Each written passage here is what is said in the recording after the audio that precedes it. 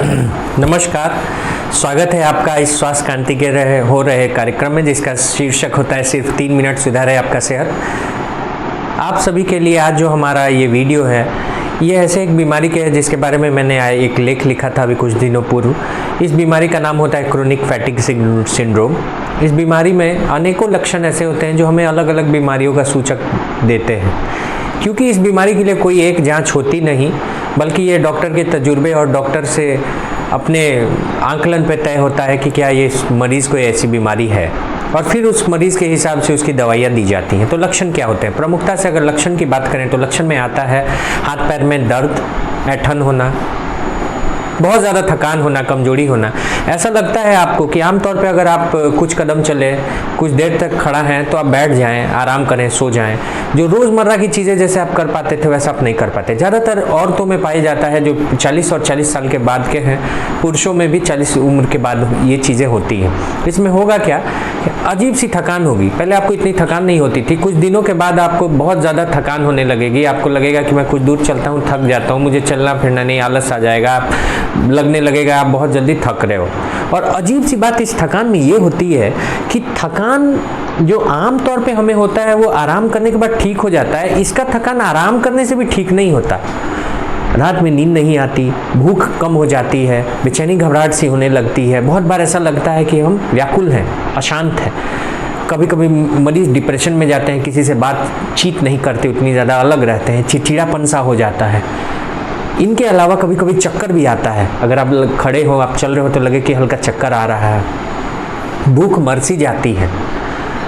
ये सारा chronic fatigue syndrome में है। पोस्ट एक्सर्शनल मैलाइस, ये जो पोस्ट एक्सर्शनल मैलाइस है, इसी PEM को बोलते हैं, एक पार्ट होता है ये। इसमें होगा क्या, जो क्रोनिक फैटिग सिंड्रोम के मरीज हैं उनमें बहुत ज़्यादा उन्हें थकान लगेगी। आपको लगेगा कि मैं कुछ करूँ ही ना, आलसपन आ जाएगा, और धीरे धीरे ये अवसाद में होगा। फिर आप कटने से लगोगे, हाथ पैर में दर्द होगा, हाथ पैर में झंझनाहट सी हो सकती है, पैरों में जलन, तलवे में जलन, बहुत सारी ऐसी चीज़ें हैं जो एक साथ होंगी। और दिक्कत यह है कि हम कभी पेट का इलाज कराएंगे अगर खाने पचने में दिक्कत है, भूख कम हो रही है, हाथ पैर में झंझनाहट है, जलन है, सूनापन है, तो हम नसों का इलाज कराएंगे, विटामिन खाएंगे। हमें कमजोरी बहुत ज़्यादा थकान हो रही है तो हम लगातार सिरप पिएंगे, विटामिन की, आयरन की गोलियाँ खाएंगे, हम कुछ और करेंगे, खान पान पे ध्यान देंगे, लेकिन ये थकान ही नहीं जाएगी। शुगर चेक करेंगे, शुगर ठीक है, हीमोग्लोबिन ठीक है, पूरे बदन की सारी जांच करा लेंगे तब भी ठीक है, लेकिन आपको थकान रहती है। रात में आप सोते हो, सुबह उठते हो तो आपको बिल्कुल फ्रेश नहीं लगेगा। आपको लगेगा कि रात में ठीक से सोया भी नहीं। दिन में भी थोड़ा बहुत नींद ले लोगे तो भी आपकी थकान ज्यों की त्यों बनी रहेगी, और बॉडी में बहुत ज़बरदस्त दर्द होगा। ये सारा लक्षण है जो इस बीमारी का है। क्यों इतनी ज़्यादा इंपॉर्टेंट है? क्योंकि ये मैंने कई सारे केसेस इधर देख रहा हूँ कि आपके जो वायरस आया और उसकी दूसरी और तीसरी लहर थी, इसमें बहुत सारे ऐसे मुझे पेशेंट्स मिले हैं जिनमें post Covid chronic fatigue syndrome बहुत ज़्यादा है। इसके अलावा ऐसे भी एक एलर्जी का पेशेंट, उसे एलर्जी है, अगर इम्यूनिटी उसकी वीक है तो फिर वो क्रोनिक फैटिग सिंड्रोम का पेशेंट बन सकता है। ऐसे पेशेंट्स में एक और चीज़ देखी जाती है कि जॉइंट पेन भी होने लगता है, जोड़ों में दर्द होगा, गर्माहट और लालेपन लेकर नहीं, लेकिन ऐसे गठिया की तरह जोड़ों में दर्द होगा। आप कैल्शियम खाएं, विटामिन डी लेंगे, आप अलग अलग जोड़ों की गठिया की दवाइयाँ खाएंगे, लेकिन जोड़ का दर्द जाएगा नहीं। आपका लिम्फ नोड भी सूजा रह सकता है, बार बार आपको इन्फेक्शन होगा, बार बार फीवर होने लगेगा, बार बार बीमार पड़ोगे, लेकिन आपको कोई कारण नहीं मिलेगा। ये सारी बीमारी, आलसपन, जबरदस्त थकान, अनिद्रा, आराम नहीं मिलना, व्याकुलता, अवसाद से हो जाना, इसके अलावा लगातार बीमार पड़े रहना, और जैसा कि मैंने आपको बताया गांठ गांठ में दर्द होना, हाथ पैर में ऐंठन होना, टटनी, ये सारा आपको क्रोनिक फैटिग सिंड्रोम का हिस्सा है। एक बीमारी है, बीमारियों का समूह है सिंड्रोम। इस वजह से ये बहुत ज़्यादा है हमारे बीच, क्योंकि ज़्यादातर एलर्जी पेशेंट्स में ये देखा गया है। ज़्यादातर ऐसे पेशेंट्स जो पहले से एंटी डिप्रेसेंट्स में हैं, एंटी एलर्जिक मेडिसिन लेते हैं, उनमें देखा गया है। ज़्यादातर 30 या 40 साल या उससे थोड़े से उम्र दराज जो लोग हैं, विशेषकर महिलाएं जो 40 से 40 के ऊपर हैं, उनमें देखा गया है। हाथ पैर में तेल लगाते हैं, घुटनों का इलाज करते हैं, लेकिन कोई आराम नहीं होता, ना थकान कमजोरी जाती है, कितनी विटामिन पीकर। ये होता है क्रोनिक फैटिग सिंड्रोम, जिसे रेस्ट के बाद भी आराम नहीं मिलता। अब इसमें करना क्या है? दिलचस्प बात यह है कि ये बीमारी डायग्नोसिस ऑफ एक्सक्लूजन है, यानी आपके चिकित्सक पर ही तय करना है, उसे ही तय करना है कि क्या आपको ये बीमारी है, ये सिंड्रोम है या नहीं। इसके रिलैप्स और रेमिशंस होते हैं।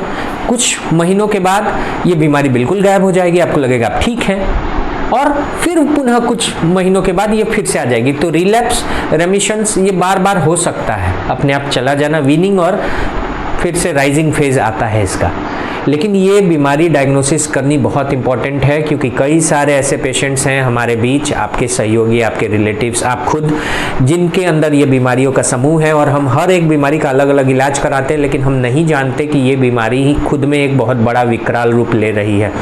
इलाज बहुत सहज है, आप खान पान पे ध्यान दीजिए, अपने फिजिकल एक्टिविटी की एक डायरी बनाएं, आपको क्या कितना देर चलना है, कितना देर टहलना है, क्या क्या ज़रूरी काम करना है, व्यर्थ के काम से ऊर्जा अपनी कितनी बचानी है, कब कब आराम करना है थोड़े थोड़े देर पे, ये सारे का दिनचर्या आपको बनाना होगा। बिल्कुल डिसिप्लिन लाइफ जीनी होगी, खान पान पे ध्यान देना होगा, हर 2 से 3 घंटे पे थोड़ा थोड़ा अल्पाहार, हल्का हल्का भोजन करना होगा, भोजन में चीनी की मात्रा, तेल इत्यादि की मात्रा, तेल मसाले ज़्यादा खाने से बिल्कुल परहेज करना होगा। कोशिश कीजिए ताज़े फल हरी सब्जियां खाइए, ज़्यादा से ज़्यादा पानी पीजिए। डिहाइड्रेशन क्रोनिक फैटिक सिंड्रोम को बहुत ज़्यादा बढ़ा सकता है, खासकर गर्मियों में। ऐसे सारे पेशेंट्स जिन्हें थकान होती है, अगर आप पानी कम पीते हैं तो ये थकान ज़बरदस्त बढ़ेगी, कोई विटामिन काम नहीं आएगी। कुछ दवाइयां हैं जिनका रोल है, एंटी डिप्रेसेंट्स हो सकते हैं, या फिर गाबापेंटीन हो सकता है, और फिर अलग अलग लक्षणों के हिसाब से आपके डॉक्टर्स आपको दवाइयां देंगे, जिससे क्रोनिक फैटिक सिंड्रोम डायग्नोस होकर के ठीक हो पाएगा। तो अगर आप में ये लक्षण है, जैसा मैंने आपको उपाय बताया, खान पान पे बहुत ध्यान देना है, तेलीय पदार्थ, शुगर, ब्रेड, मैदा के सामानों से परहेज बताइए, ताजे फल हरी सब्जियां खाइए, व्रत ज़्यादा मत करिए, हर 2 से 3 घंटे पे थोड़ा थोड़ा भोजन कीजिए, बार बार कीजिए। और इस बीमारी में अगर लक्षण आते हैं, अपने डॉक्टर से मिलकर ऑनलाइन या ऑफलाइन सलाह लेकर इसे तुरंत डायग्नोस करके शुरुआती दौर से ही कंट्रोल कर लीजिए, ताकि आने वाले समय में ये बीमारी आपको जकड़ ना ले, जड़ से पकड़ ना ले। इस वीडियो में इतना ही। धन्यवाद। जय हिंद, जय स्वास्थ्य क्रांति।